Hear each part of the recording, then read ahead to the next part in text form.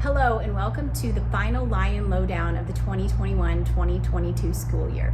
My name is Sharon Burns and I'm the Director of Communications and Marketing for Lansing USD 469, and I'm here with Superintendent Dan Wessel. On this edition, we'll be highlighting one great thing from each of our buildings in USD 469, highlighting some summer opportunities from the state of Kansas, and then also some local opportunities in the city of Lansing. Our recent climate survey that all of our staff filled out at the end of the school year, and lastly an opportunity for you to be involved in our wonderful school here through our strategic planning process. As Mr. Wessel just stated, we are going to start by featuring some of the things that we are most proud of that occurred in each of our buildings this school year. We are going to start with our early childhood building, who in April celebrated the week of the young child through various learning activities that encouraged movement and healthy lifestyle through food, art, and music.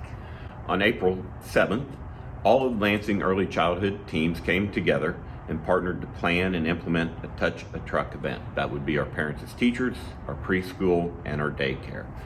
We had a wonderful turnout, lots of folks around, and we'd like to thank those businesses and individuals who brought up their very heavy equipment for us to be able to go over and touch and set in, and just a really nice event. Yes, I was able to attend to go take pictures, and I can confirm that the kids and the parents had a blast. It was a really, really cool event that I'm hoping that we'll be able to continue on in the future.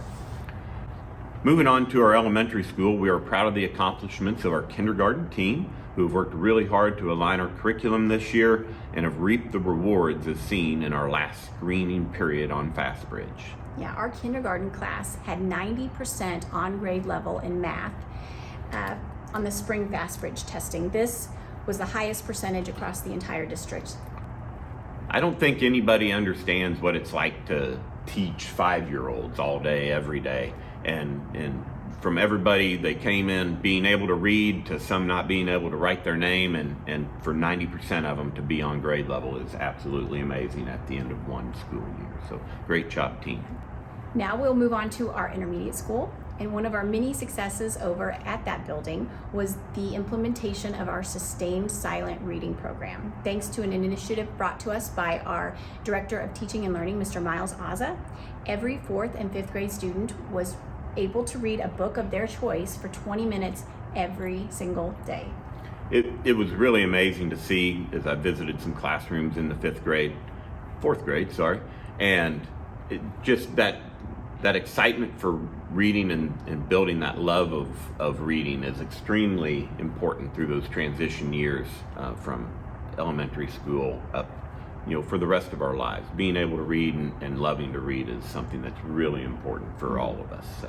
Yes, I have a 4th grader, now soon to be 5th grader, and I can confirm that this program was a huge success. He enjoyed reading more than he has for several years, so I can speak to the success of the program.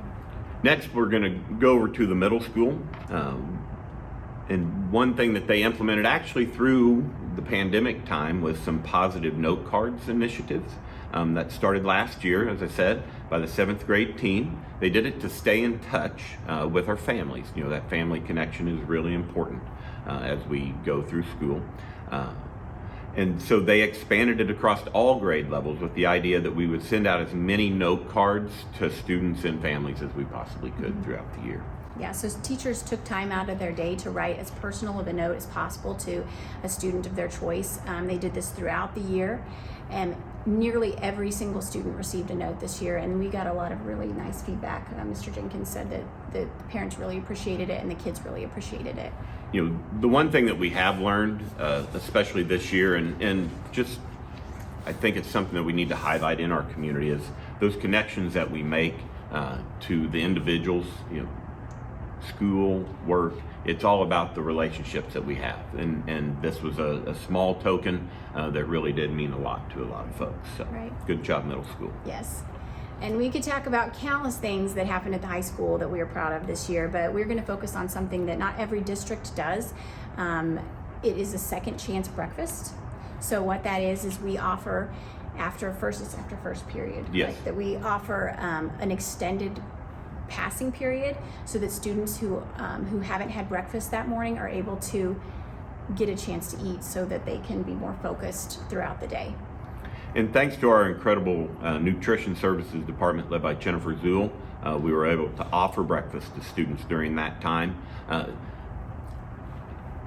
I've got a 21-year-old now and a 16-year-old, and they aren't always hungry right away, because they wake up at, school's at 8, and they wake up at 7:47, and they make it there by 8:02, and so they didn't have a chance. And this second chance breakfast really, I believe, helped the learning opportunities later in the day. So if you're hungry, it is hard to think and it's hard to learn. So. Yes. I also want to point out that this program, we're hoping to continue it next year, but it is contingent on having enough staff to do it. Right now we are looking for cashiers, cooks, dishwashers in our nutrition services department. I just posted a now hiring article this, I think last week or the week before. So yeah. If you know of anybody, or if you are interested in being part of the Lansing USD 469 family, we encourage you to apply. Just check out our website and do that for next year.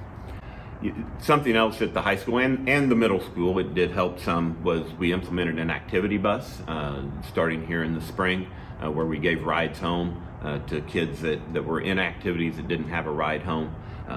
We hope that with that opportunity moving into next year that more students are involved in the high school and in the middle school, if that's through activities, if that's through sports and athletics, just that opportunity that we take away one of the barriers of being able to get home. So now we're going to switch gears to summer. We're going to talk about some of the things happening across the state of Kansas that you can do with your children, or really here close to home as well. One of the things here close to home is our Lansing Community Library is currently accepting registrations for their summer reading program that will actually kick off tomorrow. So. Yeah, so tomorrow, Operation Wildlife will be holding a presentation with live birds at our library. And then they will also have an ice cream party after the event. So if you want to be a part of that, you can call the library at 913-727-2929 to register. Another opportunity offered by the state of Kansas State Department of Education is the Sunflower Summer program that provides a wide range of activities and opportunities to go out and explore our local communities all across the state of Kansas. Mm-hmm. These activities are free or discounted, so we encourage parents to check those out at sunflowersummer.org. As we have many hot summer activities, we also took a little climate survey across our own district to see how we're doing with our own staff and just to say what can we do better as a school district. Mm-hmm. We're going to be sharing the results with our Board of Education and our administrators this summer. The point of the survey was really to gauge the climate in each of our buildings so that we can look at the areas where we need to improve and also shine a light on the areas where we are succeeding. So that's been a good eye-opening thing to see, and so we're excited to share the information and be able to work on the areas where we need to. A large part of that is to recruit and retain our employees, and extremely important, especially in today's job market. So, and as we're wrapping up our final edition of the 2021 school year, Lion Lowdown, I want a reminder to parents and community members who are interested in being part of our strategic planning process next year to email me at dan.wessel@usd469.net. Yes. At this point, we want to wish everyone a fun and safe summer. I also want to remind everyone, if you don't have the app, definitely get the free app. It's available on Apple and Android, and we'll be sending out notifications when enrollment opens, so you want to have that. You want to be the first to know. So please get it. Thank you for a wonderful school year, and we're saying goodbye.